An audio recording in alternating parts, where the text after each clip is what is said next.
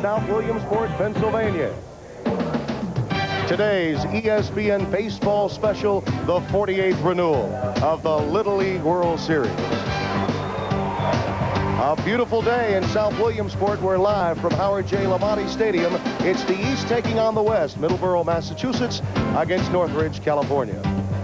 Hello, everyone. I'm Jim Brando, welcoming you to our continuing coverage of the Little League World Series. And believe me, we have a lot of games to talk about, both in the international pool and the United States pool. Remember, 8 teams, 4 playing against one another for the right to meet in the championship. Earlier today, Dhahran of Saudi Arabia, a 6-3 winner over Glace Bay of Canada. And coming up later, Chinese Taipei will be taking on Maracaibo of Venezuela, the Latin American team. In the United States pool, Middleborough, Massachusetts meeting Northridge, and coming up later tonight on ESPN2, Springfield, Virginia takes on Brooklyn Center of Minnesota. In fact, our continuing coverage all week gives you all of the United States game on ESPN or ESPN2, including Wednesday's doubleheader on ESPN at 1 and 7:30 Eastern Time. On Thursday, you'll be able to see the International and the United States Championships back-to-back, beginning at 3 p.m. with the International and then at 4:30 the United States. The continuing coverage on ABC's Wide World of Sports. The championship game, Jim Palmer and John Saunders will have it for you at 3:30 Eastern Time Saturday. Along with Steve Garvey, the publisher for Sport Magazine, former minor leaguer, major leaguer, and little leaguer. All those things. All of those things. You have to feel good about these two teams. Though they lost yesterday, they really played well. Well, they could have easily won. One pitch here, one good play there, one home run taken away. But today, there's an urgency. They've got to get in that win column because both teams were expected to win yesterday. Springfield, Virginia did come up with that win over Middleborough, but they were locked in a pitcher's duel. And tremendous defense, the order of the day, tied at 1. Watch this defensive play made by Darryl Bradford at home plate. Bradford does a good job blocking the plate a la Mike Scioscia, making the out, and then all of a sudden followed up by Ryan Fitzgerald's diving catch in the outfield. Great defensive plays. The final score off Ethan Lair's exciting 8th inning home run, 2-1 Springfield. But when you talk about the second game, the West squad coming in with a 17-0 record and power-packed, and after watching the first inning, we had reason to believe that we'd see a lot of runs. Well, Matt Cunningham does what he does best, and that's hit home runs. He hit his 3rd in a row on a hanging slider over the plate to get Northridge right off the bat into a lead. Home run, 1 run, first hit. Everybody thought, here they go again. It's settled into a pitcher's duel again, but the game preserved at 1-1 with this kind of defensive play by Jamar Larkins in center. Well, in the bios, he lists making great catches as the thing he loves to do best, and that was a great catch. But here it is, Northridge, tough luck. Double play ends the game. Northridge loses the first one. 4-2 was the final score. Now, obviously, when we start talking about games that are played today, we have to put behind us what we saw yesterday. The East is taking on the West, trading today's headlines for tomorrow's. That's what the Little League World Series is all about. We'll introduce you to the players when we come back.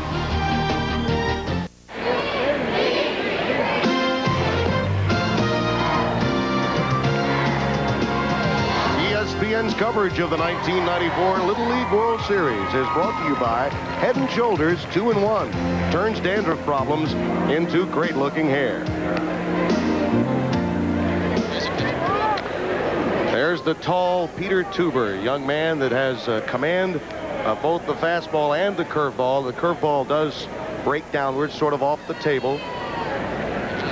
And the lineup that he'll be facing today for the East out of Middleborough, Massachusetts, Brandon Soule will lead off and play second base. Christian Perry will hit second and right field. Kevin Brower, who pitched yesterday, will be at shortstop today, hitting third. Brother Brandon, the identical twin, who was at first base yesterday, pitches this afternoon. Darryl Bradford will be behind home plate in the 5th hole. Joe Moles hits 6th. Tyler Leroy will be at first base. Drew McKenna, the coach's son, will be in left field. And Jacob Cutsey will be in center field, the smallest man participating in the 1994 Little League World Series. Let's quickly take a look at the rules, Steve. Of course, the age limit, a player may not reach 13 years of age before August 1st, 1994.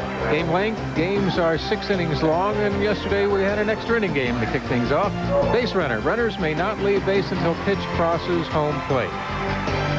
Pitching restrictions. Pitchers may not pitch in consecutive games or days and are limited to 9 innings per day. Substitutions. A starting player who has been removed may re-enter the game once.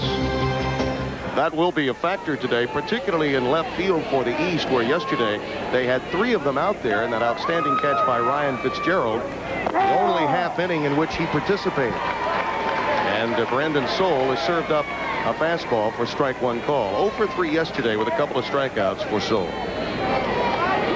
Fan of the East, Middleborough generally wears orange during the tournament. Here they are in scarlet, and a ground ball to short. Nice play by Kevin Brower. Take a look at this defense that lines up today for the West squad. Yep. Catching, Matt Cunningham. At first base, Matthew Castle. At second base, Justin Gentili. At shortstop, Matthew Fisher. And at third base, Gregory Wallace. In left field, Michael Frost. In center field, Nathaniel Dunlap. And right field, Spencer Gordon. Christian Perry is up, and Fisher made that play at shortstop. And here's Perry, 0 for 4 yesterday. Did have an RBI on a ground ball to the right side of the infield, which gave Middleborough their only run of the game. Now it's fouled off the end of the bat, and the count is 0-2. Tim, quite a contrast between yesterday and today. Of course, yesterday started out with some rain, overcast, muddy fields. Today, a gorgeous day here in South Williamsport. Bright sunshine. Things are drying up. Perfect weather conditions. And we expect that all week. Got him. Took something off the 0-2 pitch. First strikeout of the game, 2 gone.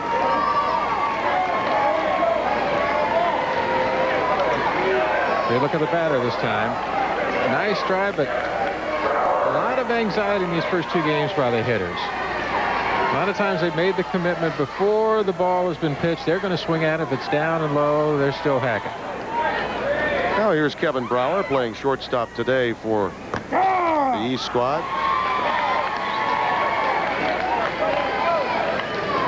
For 4, a couple of strikeouts. And Kevin's mom, Debbie, looking on. We have her mic'd. You could hear her from time to time talk of anxiety from a mother's perspective. Good job of the catcher that time, digging the ball out of the dirt. Look at Peter Tuber throwing the ball. Catchers get a lot of work in these College World Series, Little League World Series, because a lot of the breaking balls are about 45 feet instead of 46. Looking in for the sign. Matthew Cunningham. Most of the managers give the signs. Got that one up around belt high, but Brower swung under it. 2-2 the count. And the reason for the managers giving the sign takes the pressure off the pitcher and catcher. Lets them just perform physically.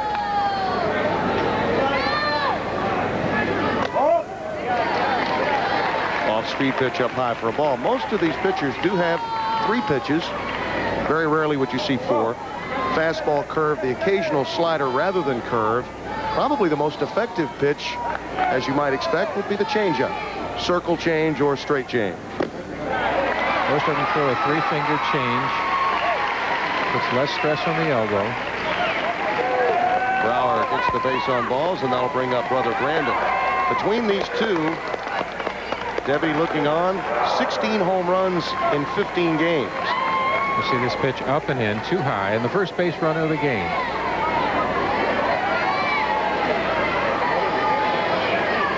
Pretty good brother combination, Tim. Back to back. Brandon about 10 to 15 pounds heavier than Kevin, but facially, and even in the batting style, the stance, the way they dig in, they're very, very similar. He got to that dinner table first, I think, a couple nights.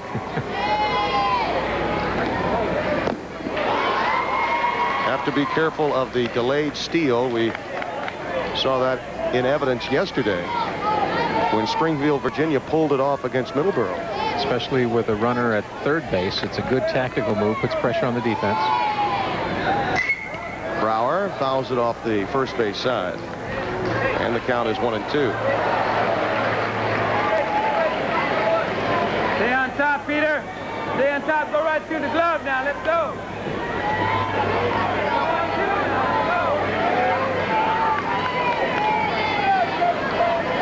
Good solid batting stance. Feet shoulder width. Good balance.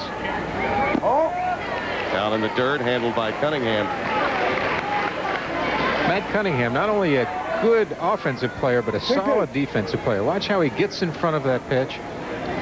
Excellent mechanics. Looks over for the sign. Will he waste another breaking pitch or come in with a fastball? 2 balls and 2 strikes. Outside corner fastball. Nice idea. Location outstanding for Tuber at the outset. And Debbie will wait for yet another inning. Only a half inning played, no score. One look at that graphic would tell you that Brandon Brower is a hard rocker, and that's what he does on the mound. He throws some high heat, upwards of 70 miles per hour, and he'll be facing this lineup for the West today. Justin Gentile will lead it off and play second base. Matt Cunningham, the catcher, hits second. Nathaniel Dunlap, who pitched last night, will hit third and play center. Spencer Gordon will be the cleanup hitter, hitting fourth and right. Matt Fisher hits fifth, playing shortstop. Matt Castle will be at first base, hitting sixth. The pitcher, Peter Tuber, bats seventh. Michael Frost will hit eighth, and Greg Wallace will hit in the ninth hole over at third. And defensively for the East, Darryl Bradford catching, Tyler Leroy at first, Brandon Saul at second, Kevin Brower at shortstop, and Joseph Moles at third base. Andrew McKinnon left, Jake Cutsey in center, and Christian Perry in right. Justin Gentile will lead it off here. I miss the old sanitary stockings, don't you? Oh, I do. I mean, and the colored socks, yeah. Where have they gone? They're underneath those long pants. Now they just paint on some striping, you know? It's just not the same. Well, they do have socks that do have the painting. Colors painted on there. That's exactly what Gentile has on. Justin 0 for 3 yesterday with a couple of flyouts. But he had 5 home runs in the first 3 games of the Little League World Series tournament. We see so often at the Little League level powerful leadoff men. In fact, some of the best hitters on the clubs hit in a leadoff position. And the reason for that is they're good hitters who the managers want to get up more often. So they're not necessarily role players that will happen later on as they get older in college and Major League Baseball. But they want the good guys up. Another example of good defense by the catchers. He stabbed at it, made a nice catch. Darryl Bradford receives another strike. 3 balls and a strike. The count to Justin Gentile. You think about in Major League All-Star games, Willie Mays leading off, and there's a drive foul off the left field line. Bobby Bonds, good example. Willie would lead off in all of the All-Star games that he played in, at least in the latter part of his career. And when you looked at that lineup, it wasn't a bad idea because he could still steal some bases for you. And the all-time leader in All-Star at-bats. Yeah. So it paid off. 3-2, the count to Gentile. Got him. Took something off it. Brandon Brower with a 3-2 changeup. Going to see a lot of emotion in these young players. Let's take a look at this swing. Head down. Just uppercut a little bit. Didn't go with the pitch. Good pitch on the outside corner. Give the pitcher credit for that one. Matt Cunningham stands in. 62 miles per hour. Down about 8 miles per hour from his normal fastball. So just changing speeds will help you at this level. 3 keys to pitching are location, angle, and speed. Matt Cunningham really is. Whoops. Took one for the team. Took one for the team that time. Right in the wallet, as they say. Mom looks on. Pat, very happy to get that base on. Pat knows where the camera is. She's been to these big games before. See, Matt gets him a little higher. Gets him right above the elbow in the tricep. It's a tough young man, though. He'll be all right. He's a catcher. You know, he's still living in a rental house because of the earthquake. And they're a couple of weeks from moving back home because of the Little League World Series. They decided to slow down the process of moving. The umpires today, Mike Helton behind home plate, Dave Hetzel at first, Wilfredo Alisea at second, Jeff Wilson at third, Tom Lynch is in left, and in right field, Bill Meow.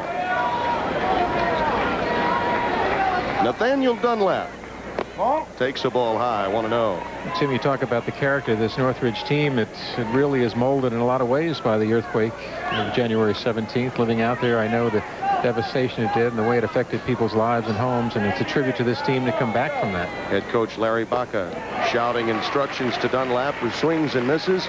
Turn on it. Get it up there. You're going to have to go get it. Two. Daniel. 1-1.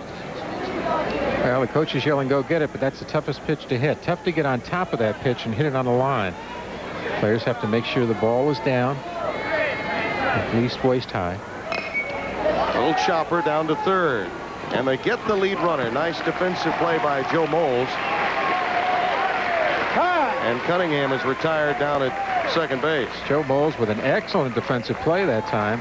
A lot of youngsters would just go on to first for the easy play, but as you see here, the ball slowed by a damp infield. Joe fields it, throws a strike to second for the force out. 2 down. Good fielding position. We have seen outstanding defensive plays in this series. We've seen a few lapses, which are the norm at the Little League level, but generally they've been base running mishaps, not on the defensive side. No defensive plays really cost a loss yesterday or a victory. They were all teams that won by the offensive route. Spencer Gordon stands in.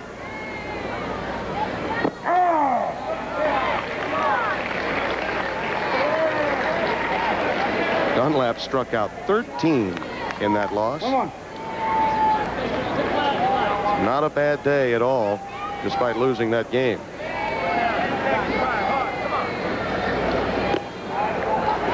That one got away from Darryl Bradford, and Dunlap gets down to second.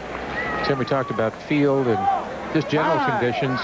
You could tell by that ground ball to Joe Moles that the ball's bouncing higher, means it's drying out. And you see this pitch up and in, gets away from the catcher. Tough pitch to hit, tougher to catch. There's Dunlap down at second, and the count now 2-1 to Spencer Gordon. If a ball gets out of here, it will get out of here in a hurry. Wind is blowing out toward right. They appealed the swing, but they did not win the appeal. It appeared that he was about to check swing, but the ball was so high he couldn't get the bat that far around. Got that one around, and the count is even at 2-2. Tim, there's always a fine line between swinging and getting away from a pitch up and in. So a lot of times an umpire really has to check with the umpires down the lines to get a true reading. Dunlap at 5'10", the tallest on the team down there at second. A couple of youngsters that play for the European team that are better than 6 feet, hailing from Trinidad. Very imposing figures when on the mound. Here's the 3-2. Foul. Bradford doesn't find it, but Brower does. Heads up play by Brandon Brower, quickly picking up that foul ball that Bradford simply could not come up with. Pitchers take it when they know they can get it, and we're tied. Even at the Little League level, you have to deal with groupies, but this is a cultural exchange between the youngsters from Venezuela and South Williamsport. Well, I think the girls are practicing their Spanish. We went to school, but I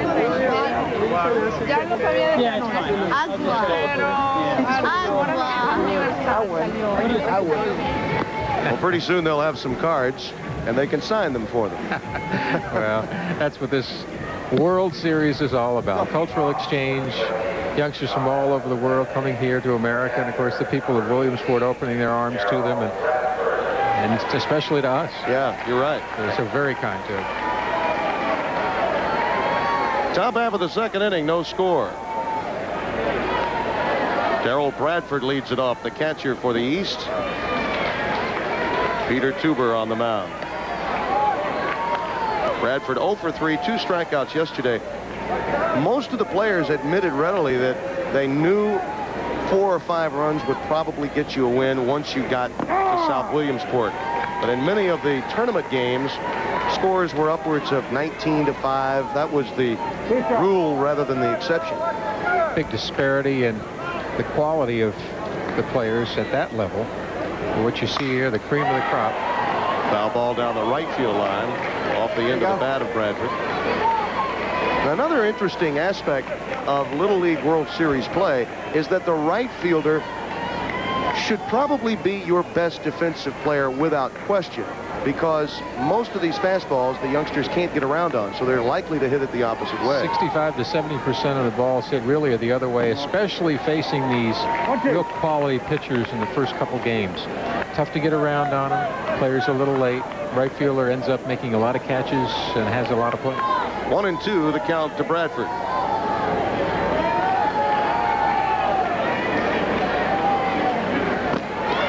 Good location again with the breaking ball from Tuber. Strike 3, and that is the 3rd strikeout recorded by Tuber. Peter Tuber, good tight slider. Low and away, another strikeout. Tough pitch to hit. Making your way in Lamade Stadium, and it is a beautiful sight to see. 10,000 fit inside the stadium itself as Joe Moles swings at strike 1. Joe Moles likes to meditate before games. That's his superstition. Well, he took a pretty good swing at that first pitch. And another swing. As they say, visionary. You have to think positive thoughts up at the plate. He was 1 for 3 yesterday with a single.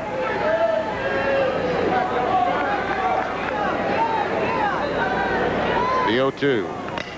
Off the end of the bat, served foul just down the third base side. Out of the reach of Greg Wallace. There's Drew McKenna's dad, Steve McKenna, head coach of this team. He's been at it for 10 years. As a Little League manager, he's assisted by Ted Brower, who's the father of Kevin and Brandon. Another foul off the end of the bat. Tim, both pitchers in good command right now. Good tailing fastballs. Nice tight slider by Peter Tuber. The good swings by Joe Moles. Again, the off-speed pitch got him. And again, location outstanding. He's working the outside corners and then back in. And this pitch, you think Joe's looking away, and that slider comes in, fools him. He's out in front of it. The ball gets by the catcher, but it's strike 3. Tyler Leroy coming up. First baseman for the East today. Played defensively in left field, one of the 4 left fielders used yesterday by Steve McKenna. John Hebert started the game and actually finished as a part of that rule where you can leave the game and re-enter once. Ryan Fitzgerald's inning was the inning in which he made that diving stab in left field. Tyler Leroy, nicknamed Mo, takes a strike. A ball and 2 strikes to him. Top half of the second, 2 out, nobody on. Tim Brando, Steve Garvey at the Little League World Series in South Williamsport, PA. Strike call, outside corner at the knees. Talked about substitutions, Tim. That's one of the real interesting aspects of these Little League games, the ability to bring a player back after you've taken him out, and challenge us a few times yesterday.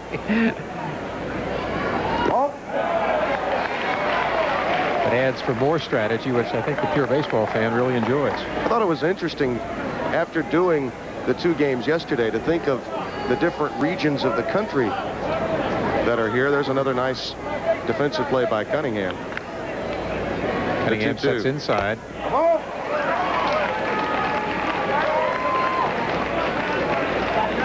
There's the father of Tyler Leroy, Jim. Jim and his wife Mary are here. Come on, move out the way. 2 outs in the second. 2-2. Got him. He struck out the side, did Peter Tuber. sliding through quite nicely with the fastball and the slider. From the grassy knolls, they look on at the Little League World Series.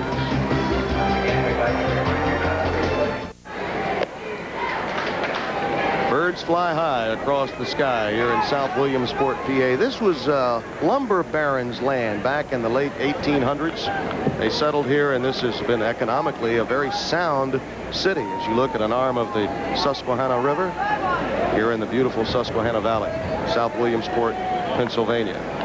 Let's go. These youngsters realizing their dreams coming true. Darrell Bradford behind home plate, who's made a couple of nice defensive plays for the East. As Matt Fisher stands in to lead it off here in the bottom of the second. We're scoreless.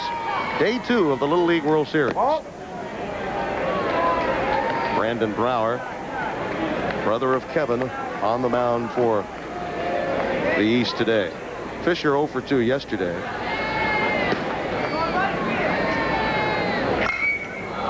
Lifted high into the air into shallow right field. Christian Perry camps under. 1 down.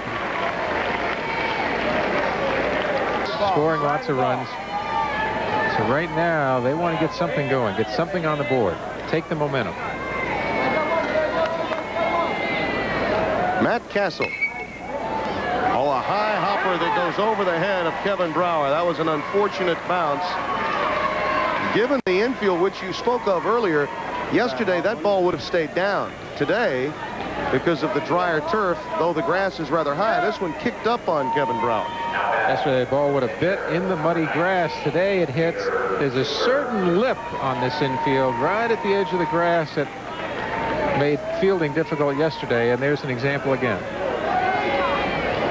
Score that one a base hit, first hit of the ball game. Actually, off the corner is what forced that ball to bounce so highly over the glove of Brower.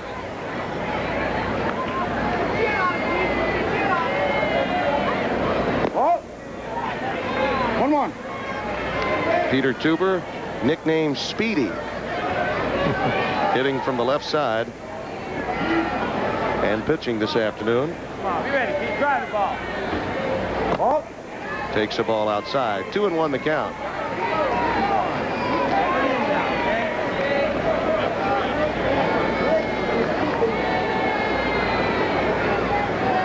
Ready. Come on. Coach Baca giving signs. Oh, that one a wild pitch. Right there. Right there. Pitch past Bradford. And Castle moves up to second. We found that's one of the stronger offensive plays in the last 2 days has been that pass ball. Yeah, really, we've talked of the defense being, by Little League standards, outstanding. Really the only deficiency we've seen, 3-1. pitchers letting that breaking ball get away from them, their release point a bit too high from time to time. The wild pitches. Thanks, buddy. Ball 4 to Tuber. So 2 on with 1 out, and Brower in a bit of trouble here in the second.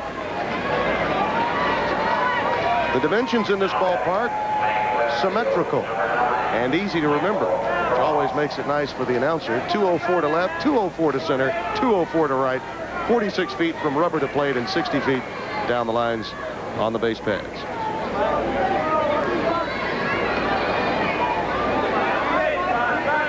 Michael Frost stands in.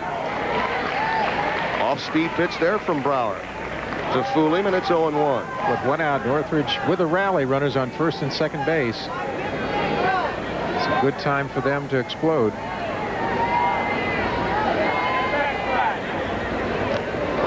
Took one for the team. I think that one got him on the wrist, and the bases are loaded. Brandon Brower a little bit wild now. That's the second hit batsman. Yeah, Cunningham took one as well. Here's a pitch. Gets him off the inside forearm. Steve McKenna going to go out and talk with his pitcher. Yep, got him on the inside forearm, got underneath the lead arm. And what happens, Tim, is Brandon is a little bit of a slinger. So unless you're really in a groove, that ball is going to tail towards the right-handed hitter. So that's where he hit Cunningham on the just above the elbow, and that time just below it. He's asking the defense to play halfway. You see the shortstop, Kevin Brower, playing relatively deep. They wouldn't mind getting the double play. Short second to first as Greg Wallace stands in. Hitting in the 9th hole, the third baseman for this club. Greg says he wants to be an ESPN analyst. Well, my advice to him would be pretty successful at this level and the next level. We're safe. 1 out and the bases jam. And he takes the strike. He's got about 15 more years, and then that's it. You notice again, Brandon Brower, that ball tails away from the left-handed hitter. Will be into the right-handed hitter. The end of the bat. Castle hustling down that line at third, trying to make his way in. Castle at third, Tuber at second, and Frost at first, and a jam for Brower here in the bottom of the second. 1-2 the count to Greg Wallace. Sorry, Tim. Big at bat for Greg Wallace. Wants that corner, and to this point he hasn't been able to pick up the outside corner from Mike Helton, the home plate umpire. Take a look from our overhead camera. The ball about 6 inches away. The 2-2. Got him. Foul tip into the glove of Darryl Bradford. Probably the most hittable pitch of that sequence. Just missed by Gregory Wallace. Sat up high. Take a look. Good swing. Just underneath it. Foul tips it into the catcher's mitt. Top of the order, and Justin Gentile. With the bases loaded and 2 out in the second. Justin Gentile, leadoff man, makes good contact, has some power, but has a good eye. Very important for Brower to stay around the plate now. Check swing. Yes, he did go around. That is a huge call on the appeal from the first base umpire, Dave Hetzel, because that means the count is 1-1. And at the Little League level, when you're down 2-0 as a pitcher, now it really gets a lot tough. of pressure. When it's hit high into the air and left. And camping underneath, Drew McKenna to make the grab, and the inning is over. So bases loaded, 1 out jam for Brandon Brower, and the big guy comes through. Football fans, get ready for Sports Illustrated's exclusive NFL Team Kickoff Kit. Free with your paid subscription to SI. Just tell us your favorite team. Cowboys! Packers! 49ers. And we'll give you more than ever before. This is incredible! I love it! Your Team Kickoff Kit starts with your official 1994 team video. Free Cowboys video? Free Browns video? If I got a free Giants video, I'll be the luckiest man in the world. Oh, man! Where can I get it? It's an inside look at your favorite team. Brought to you as only Sports Illustrated can. And ain't no surprise! Your Team Kickoff Kit also brings you this authentic NFL team cap free. It's an unbelievable football package that no real fan can be without. Call now. Use your credit card. And you'll get 54 issues of SI for only $1.47 an issue. Save over 50% off the cover price. And your incredible Team Kickoff Kit is free. Nobody gets you into football like Sports Illustrated. Get into it. And a big pitch in the bottom of the second. Justin Gentile at the plate. And the call is a strike, because you don't have to break your wrist. If the plane of the bat goes past home plate, then that's considered a strike too. Dave Hetzel with the correct call. And at the Little League level, as a pitcher, it doesn't matter how good you are. If you're facing a bases loaded situation and the count is 2-0, that third pitch may not be as good as it would be at a 1-1 count. That set up the situation for the strikeout, the big play of the inning, not necessarily the fly out to the third out. Andrew McKenna. Just call him Drew, thank you. Lucky number, 4,382. Breaking ball. One more. Outside, and the count is 1-1. The appeal this time is made, and Dave Hetzel says, he did not go around. I think that's the number of baseball cards he has, that favorite Probably, number, yeah. that are worth something. Yeah, he probably saw you a time or two on the Home Shopping Network, QVC, all of that. That's right. How much do those 1977 Los Angeles Dodger baseball home runs hit by Steve Garvey go for Like a these one days. of a kind. It's priceless. Like a work of art.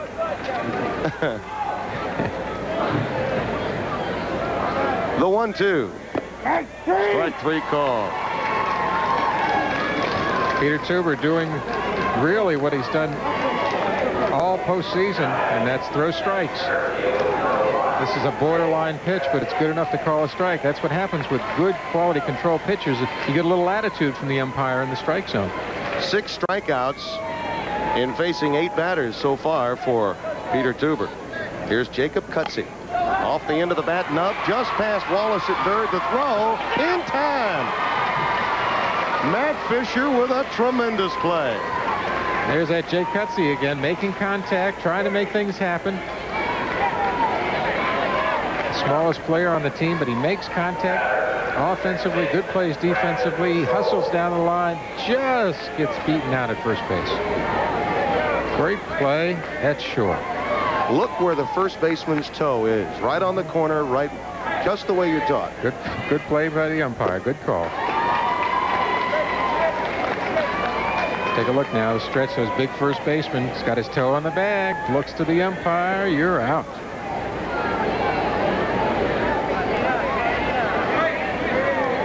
Some size 10.5 there for a young man, too.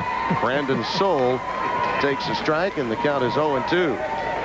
Those big Reeboks. Yeah, 10.5, I'm told. It's good base. So first baseman's feet, boys. I'm telling you. The foundation of the infield. You want big feet and you want to be left-handed. Generally. Yeah. And tall. Dave Hetzel Generally. Which you weren't, by the way. Another confirmation.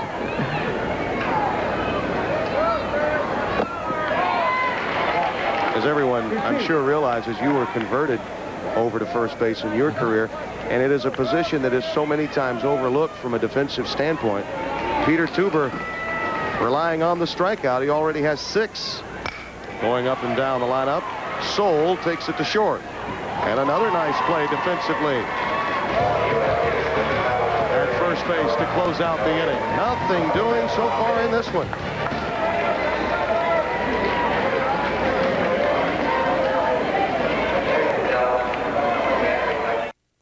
All games involving United States teams televised for the first time nationally on ESPN and ESPN2. The 2-3-4 hitters for the West up in this inning. Oh. Matt Cunningham took one off the head. Most of the pitches today have been up and in. That's the 3rd batter hit today. And we talked about Brandon Brower slinging the ball. That ricochets off the helmet. And take a look here. And he turns back. Good reaction, and it glances off. Did you see his look? I mean, he did not want that to happen. He was distraught over that pitch. Wanted to give it back as soon as he released it. And this can be psychological with a pitcher, especially at this age. You know, you hit one guy, and then you hit the second. Now the third, you're starting to be concerned about you're going to hurt somebody, and you may start to really just kind of eat. What am I trying to say right now? You guide the ball in there, and then you let it up, and then all of a sudden, pow. Creighton Hale, who's the chief executive officer of this particular event, created those ear flaps for the hitters. It became the norm around not only Little League, but Pony League, Babe Ruth League, and in high school. I used a couple even in the major leagues for a couple years. The 1-1 to second. Could be 2, but it goes right through the legs of Brandon Soule, and runners at the corners, first and third, here in the 3rd for the West. That is the first error of that type that we've seen in the Little League World Series. Right through the wickets at second. That was a hard hit ball, and what happens is it develops overspin. This ball ricochets off with is now a drying infield and stays down. Bad hops don't necessarily have to come up. They can stay down, and that's what happened that time to Brandon Soule. So Nathaniel Dunlap is down at first, safe on the error, and Cunningham's at third with Spencer Gordon up. And more trouble for Brandon Brower, who pitched out of a bases-loaded 1-out jam just an inning ago.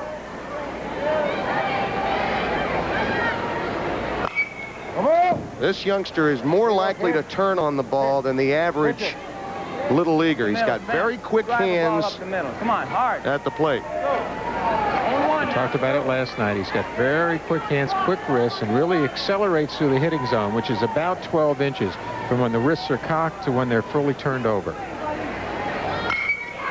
To center and off the wall. Cutsey comes up with it. 1 run is in. Dunlap down to third. Runners remain at the corners, and a 1-0 lead for Northridge. We talked about those quick wrists that time by Spencer Gordon. He just lined that ball off the center field wall. Another 3 feet, and it would have been out of here. This is that explosiveness, Tim, we talked about with Northridge. Defeated their opponents by an average of 12 runs in regional play. And we'll take a look at this shot. Just accelerated through the ball, maybe even 2 feet from going over the fence. And Jay Cutsey relays it in to hold him to a single. They really played that carom well. Got it in to the infield in a hurry. Tagging a fly. Fly ball into shallow left. McKenna has it. They want him to deke. The runner dekes.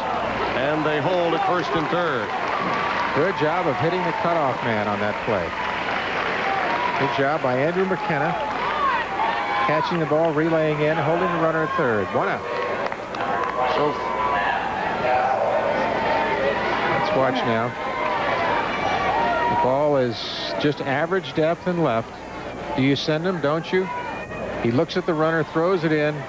Good shot right at the cutoff man. May have been a little wide of home plate. So Fisher's retired. And here's Matt Castle. 1 down, 2 on, and a run in. 1-0 now. 1-0 now. In a situation like that, you may want to put pressure on the thrower, especially in a key game. He singled back in the second, did Matt Castle. Hey, 2-0. Throwing it in now. Northridge finally on the board, leading 1-0. A tightly pitched game. Brower having to come out of a 3rd inning jam and face yet another in the 4th. And the rule generally at the Little League level is once you've gone through 2 jams, 3-0 now. Come don't on, allow the 3-0. youngster to go through a 3rd. Here's the 3-0. Strike call, nipping the outside corner at the knees. Good comeback pitch by Brandon Brower. 3-1 now. 3-1. From our overhead camera, we'll take a look at this 3-0 pitch right on the outside. Good pitch. Lifted again to center. Cutsey back at the wall. It's gone. There's that power. Northridge exploding a 3-run home run. Oh, Matthew Castle.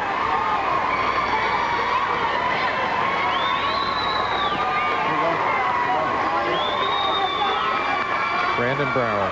We talked about after he hit that 3rd batter, started to feel for the strike zone. He's got the fastballs up. Here's a good example. It's a power hitting team. All the guys can hit home runs. Accelerates through it. Good backspin. Jay Cutsey nowhere to go. 3-run homer. Matt's got a lot of power in the family. His brother Jack, currently playing Pony League, hit 30+ home runs this year and is destined to be a starter at the high school and Legion level. No doubt a prospect. So many of these youngsters, particularly out of California, come here, and this is only the launching pad for their future. Peter Suber takes the ball. It's 2-0. Whoever it is, whether it's a manager or coach, has these players doing a good job of getting their bat in hitting position. They lift, separate, and drive the ball. Very good technical hitters.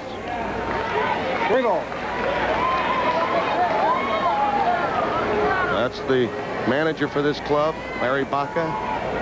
Very proud of his team's accomplishments. He's got his 3rd son on this team, an 11-year-old that you'll no doubt see a little later. 3 Northridge graduates recently earned full baseball scholarships to play for Mark Marquis at Stanford. And Brandon Brower trying to get out of it. It's like a training ground for Stanford right here. This is where it starts. Tuber draws the base on balls. Yeah, you could just see the look on his face, and Steve McKenna likely to make a move, one would think. Trying to settle him down. He's trying to get his confidence back. Pat on the shoulder. Brandon asks him, what am I doing? Manager telling, focus on the catcher, Smith. Throw strikes. This is where a manager becomes a psychologist. So to get that confidence back in these young players. Now, he knows his team better than anyone, and it's pretty obvious that Brandon Brower is the best he's got to throw today. He can't throw Kevin on consecutive days, his brother. But the look on the youngster's face and the fact that he initiated the move to the mound. You look at the parents of Michael Frost, Greg and Janice looking on. The fact that he initiated the conversation with him told me that Brandon Brower would rather not be on the mound. Fastball up in the zone. Count is 1-1. It's in a tight spot. The manager knows he can't let Northridge have too many more runs. Peter Tuber throwing exceptionally well today, mixing up a fastball and a slider. Brandon Brower throwing 64 miles per hour, a little harder than he was throwing an inning or two, so he's getting a little more velocity. Of course, they've gone out a little farther with the increase in speed. Frost goes down swinging.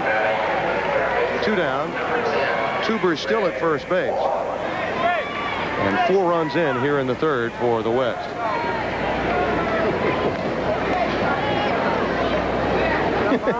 Greg Wallace stands in. Off-speed pitch. Strike 1.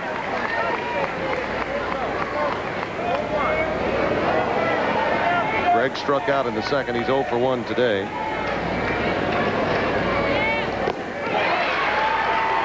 Greg with an open stance. Very difficult to hit the outside pitch when you have an open stance. And with a slinger like Brandon Brower, ball tailing away, it's going to be very difficult for Greg Wallace to make contact on a ball on the outside half of the plate. You think of open stances from the left side, you think of the pronounced Dick McAuliffe stance where he almost faced you. That's right. As a pitcher. Greg Wallace, favorite person he'd like to meet, Michael Jordan. Michael's going to be here on Thursday. He may have that opportunity. Yeah, on behalf of Gatorade, a new sponsor for Little League Baseball. And look at a good, solid defensive move, just getting the end of it. Looks like he was crossed up on that pitch. Bradford getting out there to stay with it. Little ground ball to Soule. Remember, the base on balls, the hit batsman. Soule let one get through the wickets, and then the long ball. A home run for Kessel.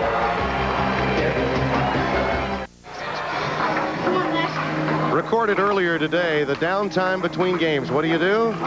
Play a little table tennis. Why not?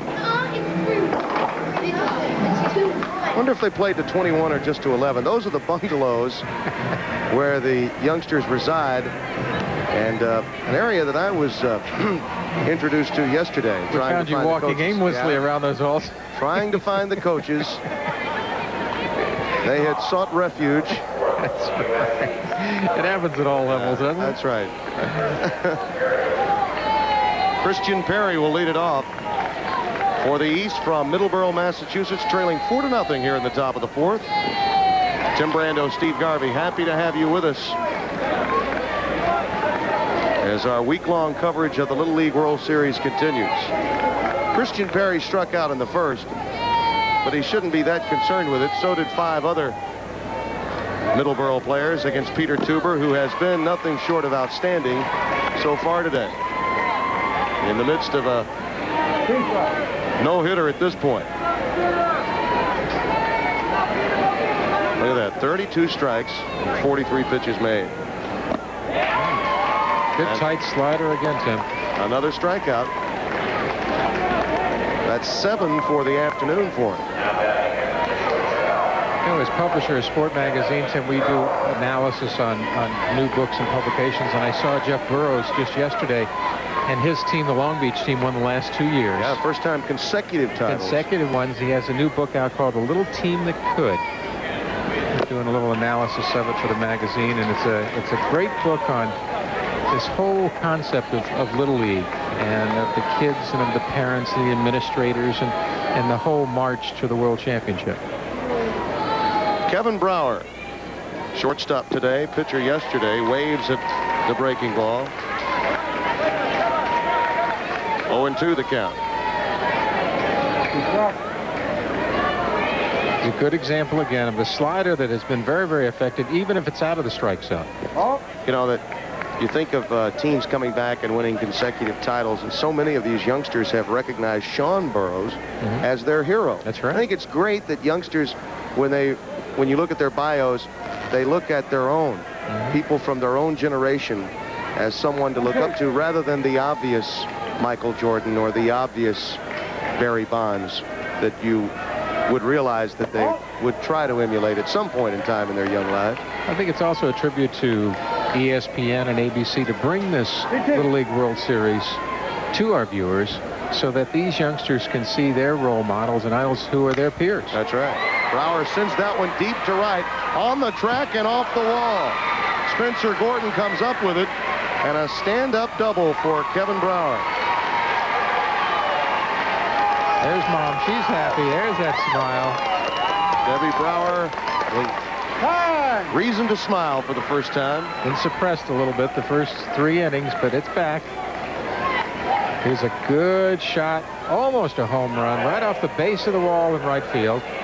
Brower with good extension, hitting the ball where it's pitched.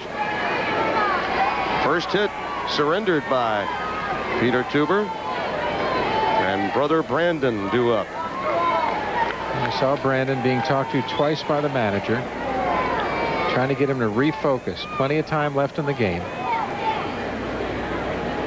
No. Just missed on that outside corner. Peter Tuber all over that outside corner, low and away. Thought it might be gone. She's still pumped up as he rounds first and heads to second. Brower may be thinking about taking this one to right field as his brother did earlier. Good close stance. Shifts the way back. They're working him inside, though. It'll be more difficult to do. Count is 1-1. Thought it was interesting. Kevin Brower down at second, letting his brother know that the pitch location would be outside once he saw the catcher, Matt Cunningham, set up. I mean, you'd figure these kids talk baseball all the time. They've grown up together. Much more sophisticated than you would imagine. See if he does it this time as he leads off. He'll either put his arm in one direction or the other. Yeah. There's always a signal. We used to do that. Left arm meeting away, right arm in.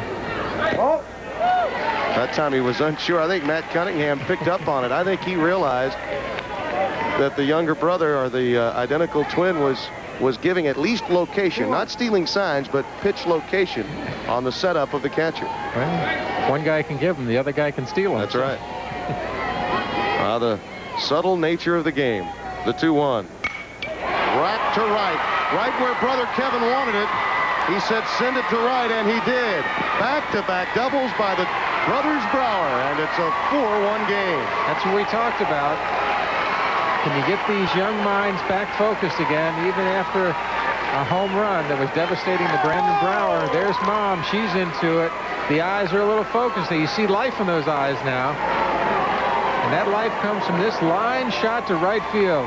Weight back, bat extended. That ball got up there very, very quick. RBI, double.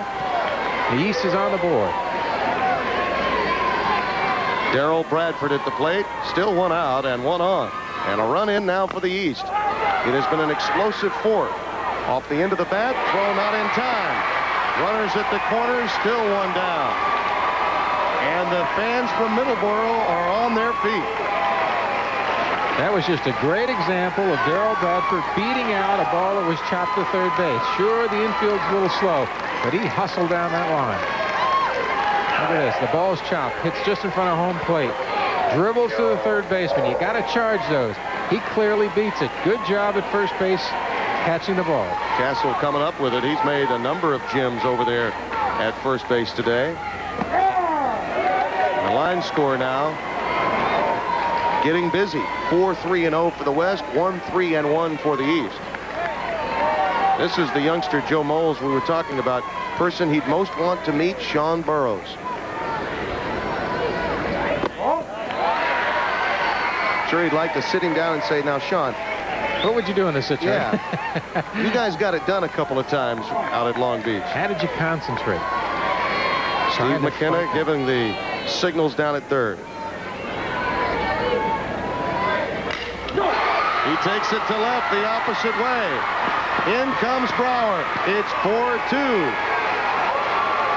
That's why we talked about there was plenty of time. The managers and coaches just have to keep their kids focused, keep them in the game. Joe Moles, RBI, 4-2 West. The East is coming back. Takes the outside pitch, slashes it to left field. Hitting the ball where it's pitched. Good job. That has really been the difference in this half inning.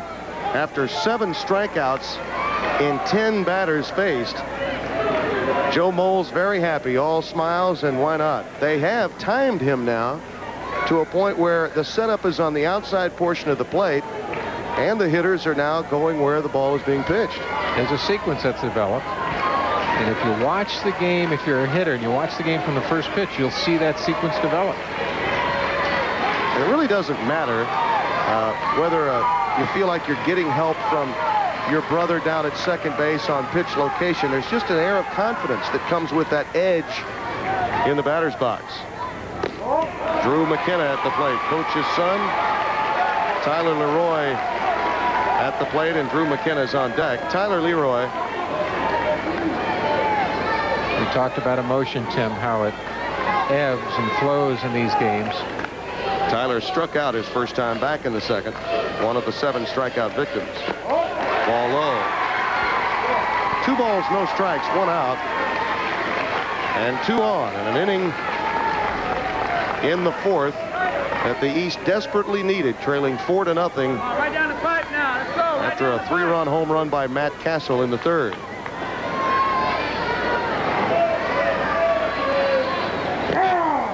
Off-speed breaking ball in there for a strike. 2-1 the count. Peter Tuber coming back with a good pitch. Breaking ball down.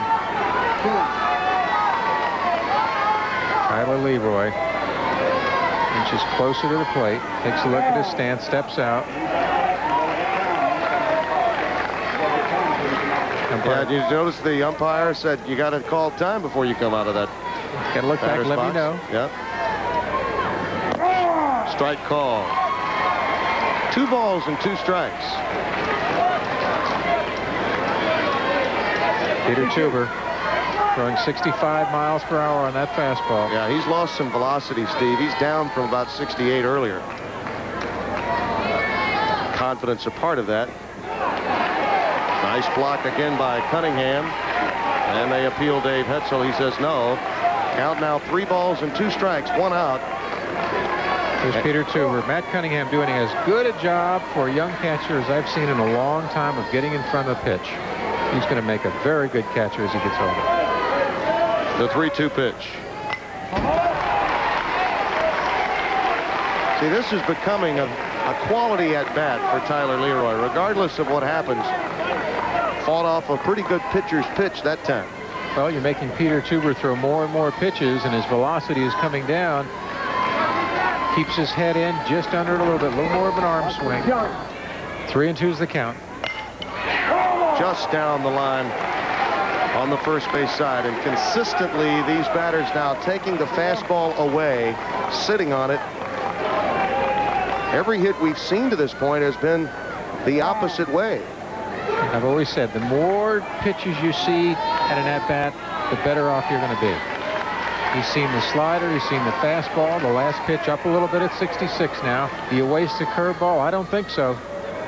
But he does. Yeah, he sure did. Bases are jammed now. And Peter Tuber in big trouble. 1 out.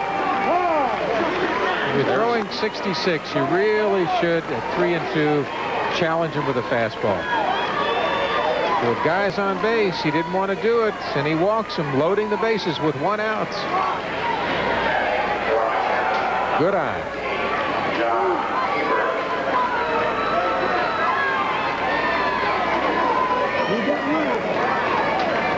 The bases are loaded.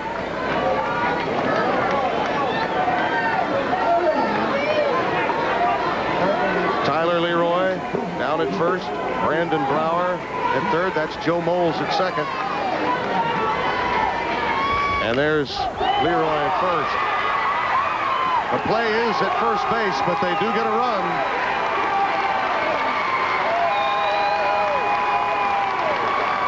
The East doing everything right this inning. Getting the runs in by hitting the ball to the right side. Line drives by the Browers. Now back within 1 run with 2 down in the top of the 4th. Andrew McKenna doing exactly what his dad wanted. Take it to the right side of the infield to at least plate the run, and that's what they did. Good fundamental hitting by the East. And now, Jake Cutsey. Jacob Cutsey. Grounded out to short his first time in what might have been an infield hit.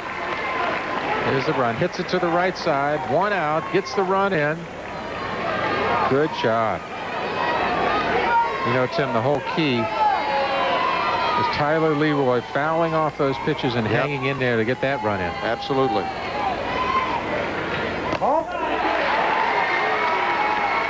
Two balls and no strike. Well, you had the brothers Brower started with the back-to-back doubles.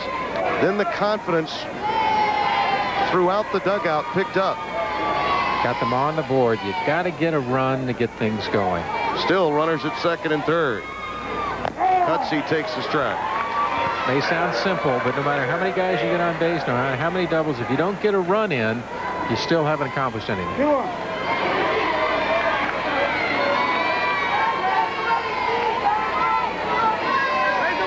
Jake Cutsey makes good contact. 4'8", 77 pounds, and a whole lot of heart. Breaking ball down. Tough pitch for him to get to. Now he's got to get closer to that plate. He's got to cover the plate, guard it on this 2-2-2 pitch. Got him. Stay with the heat. How many times should a little leaguer just stay with a fastball? Throw number 1 to get out of it. But 3-run score. A barrage of opposite field hits. 4 in all to tie the 4-3 our score.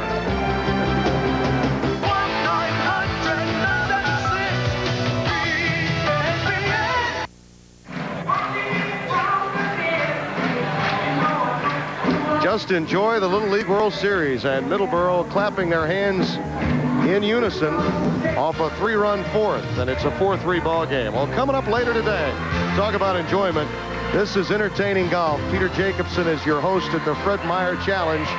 Elkington, Pertzer, Azinger, Couples, Nicholas, Arnold Palmer, and the celebrities include E.J. Carlissimo, newly of the City of Roses, head coach of the Portland Trailblazers. All of that coming up 4:30 Eastern Time, the Fred Meyer Challenge on ESPN.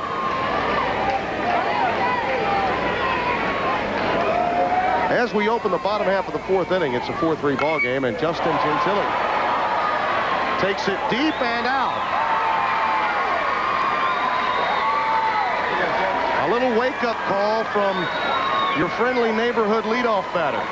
Just when you thought it was safe to go out again and you were 1 run behind, you've had a great offensive inning. The first pitch is out of the ballpark. There's that Northridge power again. As we mentioned, as a leadoff hitter, he has surprising power. 5 home runs in the first 3 games of the tournament. And now he's given his team a 2-run lead. Justin Gentile. Matt Cunningham is up now. Here's Justin. Lots of power to center field. It's symmetrical. 204. He hits that one about 215. Cunningham takes the ball, and the count is 1-1. So, here we go. Lifts the bat. Good bat position. He's hit it. He's looking. He thinks he's hit it far enough. He thinks he has. And he has. Any height on a ball hit well is likely to get out of this ballpark when the wind is blowing at least at 10 miles per hour. And that's what we've seen today with the homers that have been hit. Any breeze seems to go right to left, left to right, but really carries the ball well to him. Now he's got to face Matt Cunningham. Down he goes. Example of Matt wanting to hit too bad that time. Chris Nardi has moved into left field, the second left fielder of this afternoon's game. We're likely to see as many as 4 play that position. So Drew McKenna checks out and Chris Nardi comes into the game in left. Nathaniel Dunlap. Nathaniel safe on an error his last at bat. Hit into a force play in the first. 0 for 2. Brandon Brower peers in. Misses outside. A ball and a strike. Brandon looking a little bit over to his dugout for reinforcement. Put up the home run, came back with a strikeout. Balanced himself. Lace to second. Soul this time makes the play. 2 gone.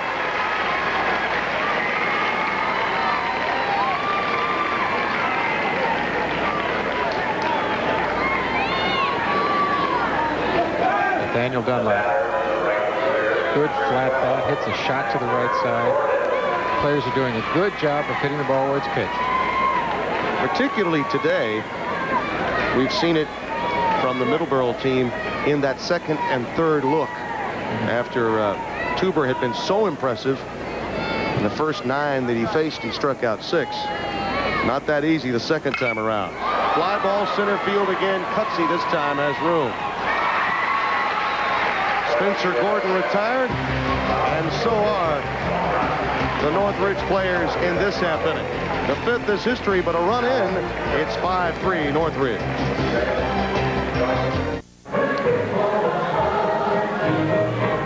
Top half of the 5th inning coming up, and it's a 5-3 ball game. Northridge, California, representing the West against Middleborough, Massachusetts.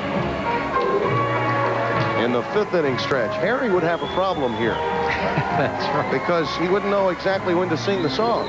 Right. I mean, it's a 6-inning game. You got to figure, well, between the 4th and the 5th is when we have Take Me Out to the Ball Game. Sure. We'll have to start singing it. Yeah, at some point we'll have get a mic up here. Brandon Soul will lead it off. Middleborough, Massachusetts, with a very successful 4th, coming up with 3 after trailing 4-0. But then the answer with the long ball from Justin Gentili in the bottom half of the 4th to make it a 5-3 game. And this is the leadoff hitter for the East, Brandon Soul. Both teams back and forth over the last 2 innings, Tim. Now it's time for the East. Can they answer again as time runs out? It's the top of the 5th inning.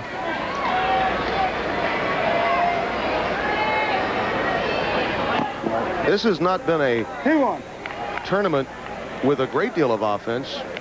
Most would tell you as they appeal at first, and Hetzel says no, he didn't go around. It's 2-1. Let's take a look at the bat. Yep, pulled it back. Doesn't extend it. Does a good job of keeping it back. Takes the pitch. 2 balls and 2 strikes the count. But Canada played very well yesterday. Played well again today in a losing cause, 6-3. The most runs that we've seen in a game, 9 in that particular game. This ball game has 8 runs within it, with 2 innings remaining. The 2-2 to Brandon Soul. Reason for that, Tim, is you're going to see the 2 best pitchers in the first 2 games. So a lot of these guys haven't seen quite the velocity of these great pitchers the first 2 games, or the breaking pitches, the good quality curveballs and sliders. Little number down to second. Gentili makes the play. 1 down. 3 ground outs for Soul today. And Christian Perry coming up. You know, you hear sometimes critical comments made about youngsters throwing curveballs at this age. Well, folks, they've been doing it for years. Some arms are affected more than others, obviously. But in many cases, by the time youngsters are 11 and 12 years old, they've been experimenting with the breaking ball for some time. And very few of the coaches and managers are going to dissuade the players, because if it's effective for them, they're going to say, well, as long as I think that the arm is strong enough, the elbow is strong enough. But it's very tough for 11, 12-year-old to put a lot of stress on those elbows and not have it affected later on in life. Yeah. I think the question really comes up when you see a particular pitcher. Here's a pitch down and in. Yep. Good job that time. You can see the rotation of the pitch. Very tough for a left-hander to hit that breaking ball down and in from a right-hand pitcher. The 0-2 to Christian Perry. Tapped out in front of home plate foul. I think the question comes up, though, Steve, as youngsters develop after puberty sets in. Some of them get larger, grow to taller sizes, and grow into that. Others of them that are ahead of the youngsters at 11 and 12, they don't grow as much. And because of that, the elbow is stressed, and perhaps when they get into high school, they are less effective. Oh, he waved it one way out of the strike zone. Christian Perry goes down on strike. In summation, if you want to do what's best for the young player, just let him throw hard, work on location, changing speeds, and not necessarily the angle. I think you're better off in the long run with that. You can throw a three-finger change. You can work on keeping the ball away, sinking a little bit. But the real stress comes from the curveball and the slider. Brower stands in. He got it all started back in the fourth with that double down the line and right. And then his brother Brandon followed that up with a double of his own. Kevin, good close stance. Pulled his head off on that pitch. Can't hit the ball unless you track it all the way to the hitting zone. Shaking himself a little bit. His eyes focused. Off-speed pitch inside, and he gets him. Nice adjustment made in that half inning by Peter Tuber, making certain there would be no further damage. 5-3 our score, middle of the fifth. Bottom half of the fifth inning, 5-3 our score, 5-4-0 for Northridge, 3-4 and 1 error for Middleborough, Massachusetts, here at Lamade Stadium. Well, they're digging it, aren't they? Got some rhythm right there. I didn't know you could break dance to country. He's still Just a swinging and swaying here at the Little League World Series. Howard J. Lamade Stadium is the centerpiece for these youngsters. They all love to get here. Millions of them play Little League. Only a few of them reach their zenith here in Pennsylvania.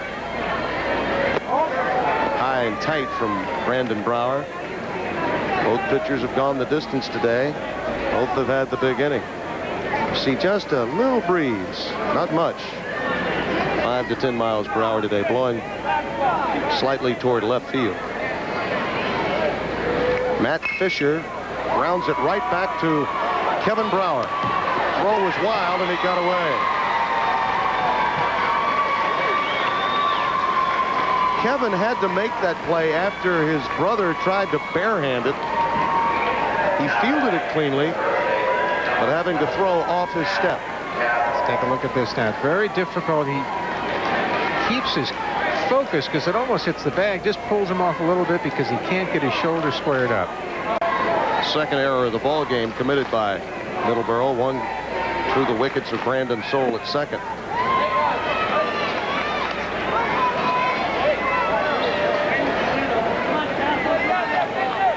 Back in the third, Matt Castle took this one deep and out in a hurry. Fly ball into shallow right field. And a shoestring catch is made by Christian Perry. Good catch by Christian on that ball that was dying in right field. Tough to get going when these outfielders really have their feet in what's the remnants of the mud from yesterday. Good play by Christian Perry. 1 down, 1 on. And Peter Tuber up. A lot of major league traits right there. Remember, I couldn't stop spitting when I was 12 in Little League. I don't know what it was. Tuber checked to swing. 1-0. Couple of walks for Peter today, both in the second and in the third. Brower struggled those innings, particularly in the third when he surrendered the 4 runs. A couple of hit batsmen. A ball and a strike to Peter Tuber. Peter not only pitches and makes good contact, but he's got good speed, too.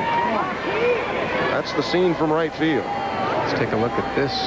Ball right off his mitt, off his face mask, off the flag, into the... These are great commercials, right there. Kicking back. Relaxing on a summer afternoon at South Williamsport. Those crowds will grow. They'll won't have that kind of room on Thursday or for the championship game on Saturday. They expect a throng of better than 40,000 here for the championship game, upwards of 25 to 30,000. So that hillside will not be as green as it is right now, offering a tremendous backdrop for the hitters to see pitches. When they fill up on Saturday, that fastball will be coming out of a lot of white in the outfield. Peter Tuber has worked the count to 3-2 now with 1 out. He really is a batter's count now. Brandon has to come in. Fouls it away. We talked about quality at bats. This is a good one for Peter Tuber. Left-handed hitter against the right-handed Brandon Brower. Brandon can't fool around with a breaking pitch. He's got to throw the fastball. Pitchers have been hurt too much by breaking balls, and this the first and second day of the tourney. Lost it outside for ball 4. 2 on and 1 out. As Matt Castle moves down to second and Peter Tuber to first. Here's Brandon. He slings the ball, and again, ball tails away to the left-hand hitter, inside to the right-hand hitter. We have a pinch runner coming in. That'll be Scott Drake Jr. coming in, number 1 to... I'm putting 1 in for 19, and he'll go back. All right, Peter Tuber will re-enter the game, according to Larry Baca, the manager of the Northridge team. Scotty Drake is a 12-year-old.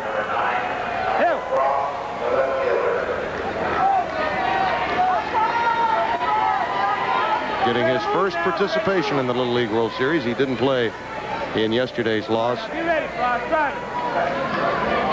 Come on. Frost takes that one into foul ground.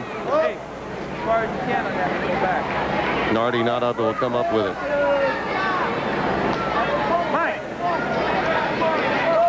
No balls and 1 strike with Matt Fisher down at second. And Scotty Drake pinch running for Peter Tuber at first. There's Fisher. Ball hard now, hard. And Scott Drake down at first base. They call him Scooter. Hope to move him around. Looking to bunt that time, Frost, with just 1 strike. I'm really surprised we haven't seen more of that, because the infield, though it's hardened somewhat, it's very grassy and a slow track down the third base side. Very difficult to get your footing. Players are always tentative on this grass part of the infield. The 1-1. Frost takes it low, and the count is 2-1. East was studying Spanish in Guatemala, Mexico. Came home a couple of weeks early for the Little League World Series. His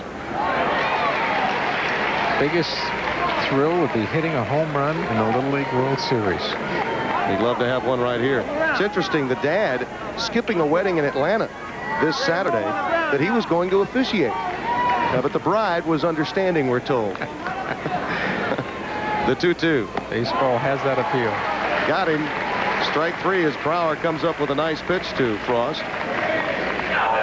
Brower throwing some good high breaking pitches that time. Tough to get on top of. Greg, be aggressive up there. Here's an example. Breaking ball up a little bit. Go after him now. Come on. Got to go with those pitches. Head down, but I don't think the eyes were on it. Greg Wallace, the left-hand hitting third baseman in the 9th hole, stands in. Off the end of the bat foul. Get out in front of it. No. What are you looking for? What are you looking for?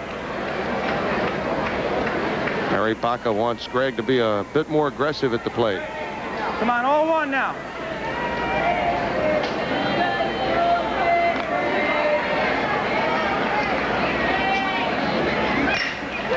Off the end of the bat, serve to left. Nardi can't come up with it. They're going to send Fisher. The throw's cut off, and Northridge gets their 6th run of the game. It's 6-3. Good job of hitting by Greg Wallace. Took the outside pitch, hit it to left field. Drives in the run to give the West a 6-3 lead in the bottom of the 5th. Let's take a look at Greg now. Open stance. Got to really close his shoulder to hit that outside pitch, and does a good job this time of slashing it to left field.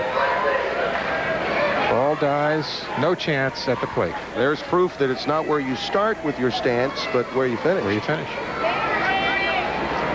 6 runs now on 5 hits for Northridge. 2 down, and Gentile at the plate, who homered his last time. 6 tournament home runs for Justin Gentile in the leadoff spot. Good compact swing. Justin really uses his legs. You see him crouch down. He coils that lower half of the body and really drives the ball well to center. Good, solid, basic stance. Knees bent. Going to use his legs. Oops. Brandon Brower tailing that fastball in, getting behind 3-0. Yeah, he's struggling again, too. Confidence. You let him swing, Tim? I'd let him swing. I think he was going to, but the pitch was up. No, but up.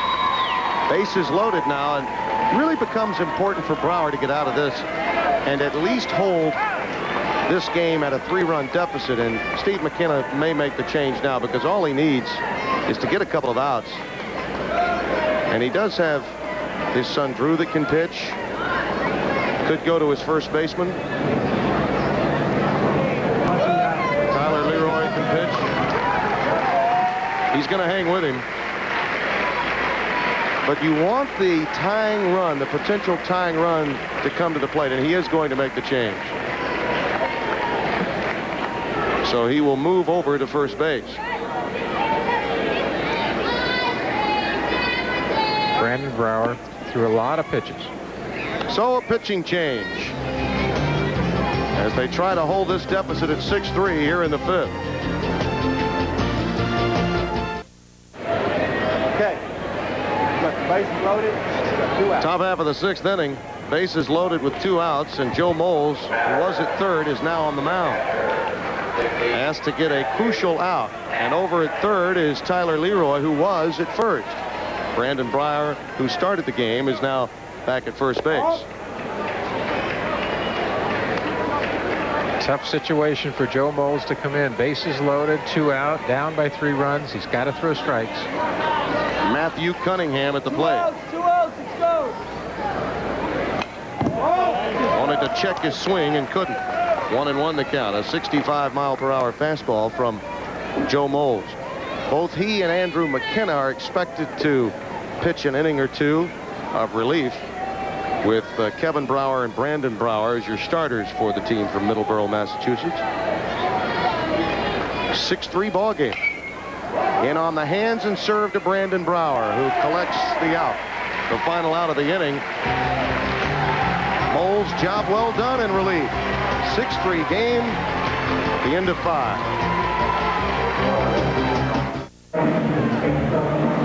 6-3 our score. Northridge, California with the lead. 6 runs, 5 hits, no errors. 3-4-2 for Middleborough, Massachusetts. Got a shake? and bake over there. And then field the ball. How about that Matthew Fisher, huh? That's what you want your shortstops to be, nice and loose.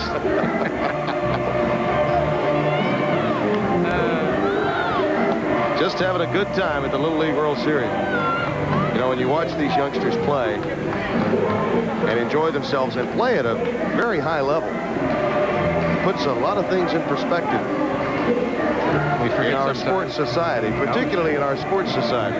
To 11 and 12-year-olds, this is the high point of their life, Little League World Series, and it's nice to see them enjoying it and not putting too much pressure on themselves. I think you'd say Matthew taking infield there was chilling. That's right. He was chilling at shortstop. Brandon Brower will lead it off. Takes a strike. Peter Tuber mowed down the first 9 and struck out 6 of them. Then had a horrible third when he gave up 4 runs, and Brandon Brower was part of that deluge of runs with a double off the right field wall. He did go around for the strike. Dave Hetzel says he did go around. 0-2 the count. But other than that inning, Tuber has been tremendous. All in the strike zone, inning after inning. Usually when he's that far away, he's wasted a pitch. Usually a no ball, 2 strike count. For Brandon Brower, this is a check time for him. He's got to get himself focused, make contact somehow. The 1-2 pitch. High and deep and gone.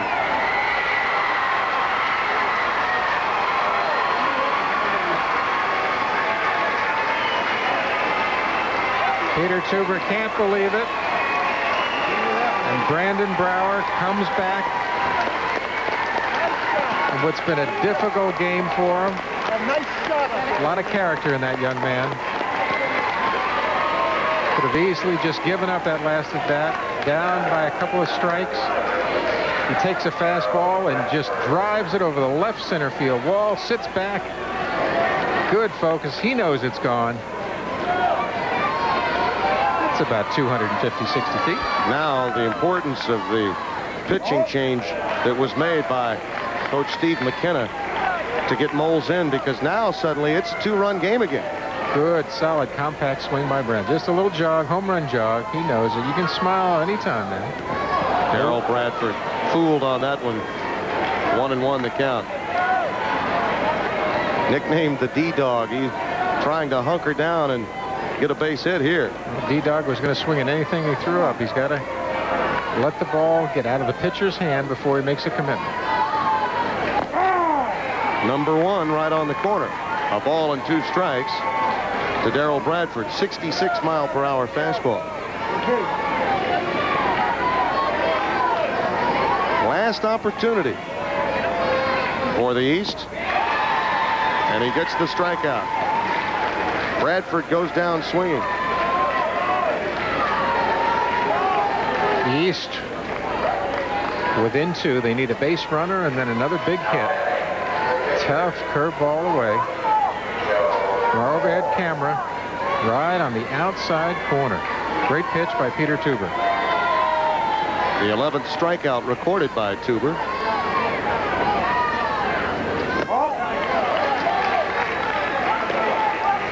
Joe Moles up to the plate. Joe is 1 for 2 on the day, a single and an RBI. The base hit was to left field, you'll recall. A little bit of everything. Good, solid defensive plays, and came in and little relief, got the batter out. Joe's got some nice instincts, Tim. And he just moves well. He's not tall and thin. He's got some size to him. And he looks good at the plate. Has nice moves. He's already proven to us that he can go the opposite way with the fastball on the outside corner. There's some anguish. You don't want to lose your first 2. If you lose the first game, you certainly want to come back and get back in the winners column at the Little League World Series. Moles just trying to get on so the tying run could come to the plate. 2 balls and 2 strikes. Big at bat for the East. With 1 out, Joe Moles has made good contact. Ryan Fitzgerald looking in.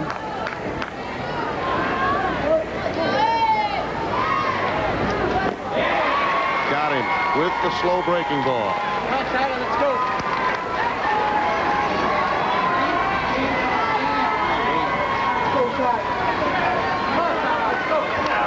Here's an example, being ahead in the count, that tough breaking ball down and into the left-handed hitter. Makes a commitment too soon, weight shifted forward, strikeout number 12. Tyler Leroy stands in, takes the ball low. This shapes up to be a very competitive tournament in both pools because the way the games have been played to this point, and also the fact that Northridge, California had been so dominant prior to last night's loss to Brooklyn Center, Minnesota. It hit you? Where? Okay, hey, look. Just walk. You all right? Okay. Larry Baca's conversation with his catcher, Matt Cunningham. Matt's been all over that plate today. He's done a great job defensively for Northridge. That was bound to get a pull muscle somehow after all that diving. One ball. I think Cunningham received a little solace there from Come on, Baca. defense, be alive right now. No, you're all right. 2 balls and no strikes. Can you breathe? We'll get back in there. Let's go. Fine. We You're a got 2 catcher. outs. Yeah. You asked for this job.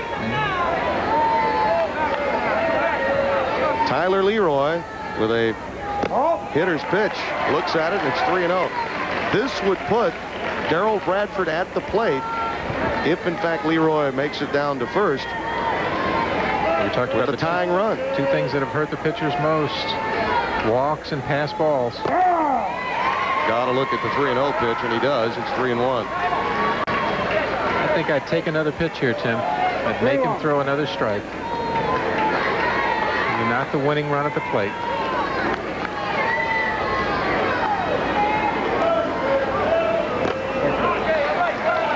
Up high for ball 4. But, you know, Cunningham didn't go up to get that one very quickly. I think he has been affected by that problem in his back. He was pointing to his back. And to the left side of his back. And like you said, he's too good a player to be taken out of the game. Yeah. And we'll have another change. Here's the pitch. Our overhead camera goes up a little bit off. His glove hits him right in the face mask. You see his reaction. See, he's not getting up as quickly as he normally might. And the way he's been catching today, that kind of pitch would never get away from him were he completely healthy. He's got too good an eye-hand coordination. He's very slow back there at this point.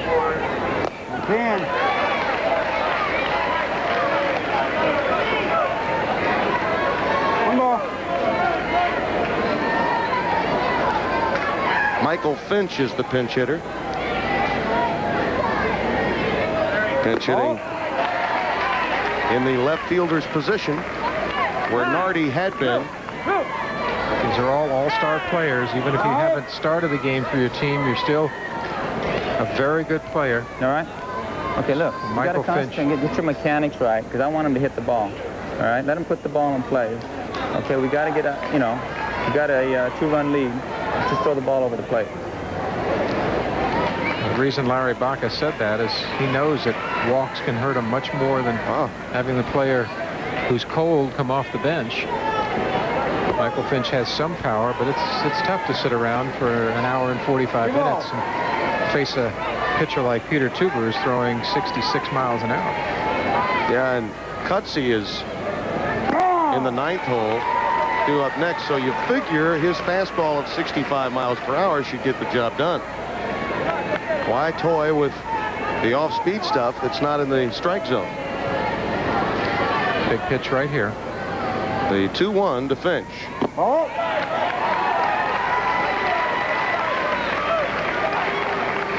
3 balls and 1 strike. 3-1. I think Larry Baca is very confident in Tuber at this point. I think he wants him to throw strikes and overpower the hitter.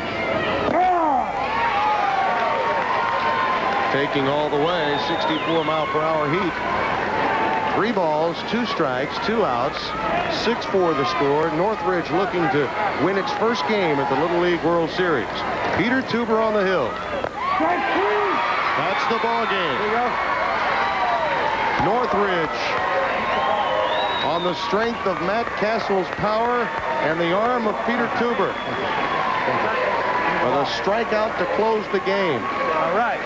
Good job. Good job. Good job.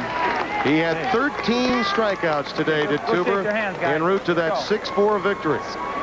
And Northridge now 18-1. Brandon Brower not as successful today, though he did have a home run for the folks from Middleborough. 6-4 our final. Back with more from South Williamsport, PA after this. Our final score, the West team from Northridge, California, 6, and the East from Middleborough, Massachusetts, 4. Our hitting star of the day was Matt Castle. 2 for 3, a single, 3 home runs in the ball game.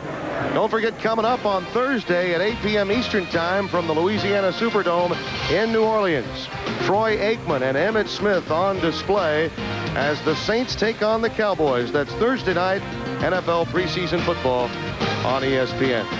Matt Castle with some power today. Matthew, congratulations on that 3-run shot in that 4-run inning that really was the difference in the ball game. Thank you. Tell us about the pitch. The pitch was a high fastball and right in my rack house, and I like that pitch, so I hit it. And that's Steve Garvey, and you really racked it up that time. Tough game last night. Yeah, it was a tough game. They had a real good pitcher. He was pitching very well, and we weren't hitting that well last night, but we came through today. You guys have a sense, Matthew, because you were so dominant coming in, winning by large margins, that this was a wake-up call, the game last night, and now you've refocused and you realize you are beatable, but if you go out and play your game, you'll be all right? Yes, I will. No. Matthew, tell us a little bit about your family. Have you been in contact with your granddad at all? Yeah, my grandpa and my grandma are here. My mom's at home because she has work, but my dad's coming down. And your grandpa? Uh-huh. What's your grandpa's name? Jim Brennan. Yeah, tell him hello for all of us, will you? Yes. Okay, tell us a little bit again about the home run and the pitch count. Do you recall the circumstances? It was 3-1, yeah. And it was a high fastball. Hitters count, right, Matt? Yes. We're taking a look at it now in replay. The ball's up, and you really extended through it. Good backspin. Did you know it was gone when you hit it? Yes, I did. It was high, and I saw it go. All you home run hitters, you know when they're gone. Yes, Plus, you also do a great job around first base. I'm proud of you. You really handle the bag well. Thank you. Tell us about how you feel about being at this Little League World Series. I feel great. It's the best experience I've ever had.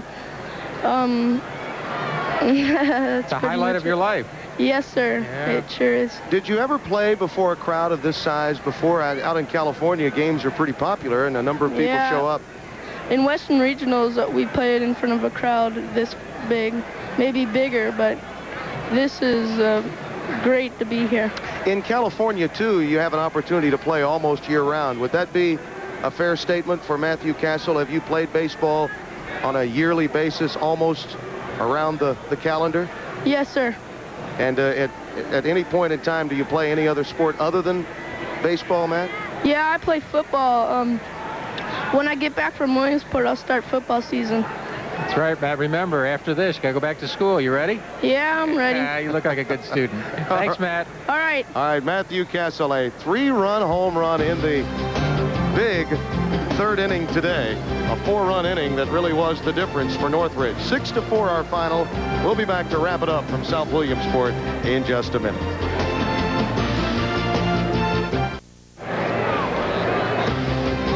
Cleaning the field, preparing for the international pool, which is later this afternoon, and coming up tonight, more action from the Little League World Series. Today, Northridge a winner by a final score of 6-4. The qualifying round continues tonight on ESPN2. Central Springfield of Virginia will take on Brooklyn Center of Minnesota. And then tomorrow, a doubleheader on ESPN at 1 and at 7. The International and United States Championship games will be seen in their entirety, beginning at 3 p.m. the International game, and then at 4:30 the United States. And then Saturday, the championship game at 3:30 Eastern Time, a part of Wide World of Sports on ABC. Howard J. Lomedy Stadium has seen some excitement in this Little League World Series. No game has been determined by more than 3 runs on either the international or the United States side, Steve. Well, that's an example of the quality and the parity in this Little League World Series. Of course, Northridge coming back with their power really sets the tone, I think, for tomorrow's action. The popcorn and the hot dogs are going here at South Williamsport, Pennsylvania. Nice pitching from Peter Tuber. He struck out 13 today, and he had hitting support from Matthew Castle, a 3-run shot to give that ball club a win. They're 18th in 19 tries for Middleborough, Mass. There'll be another day for the brothers Brower and beyond. For Steve Garvey, our entire crew, this is Tim Brando saying so long from South Williamsport, Pennsylvania, where dreams are not only realized, they are exceeded. Back with more tonight on ESPN2. We'll see you then.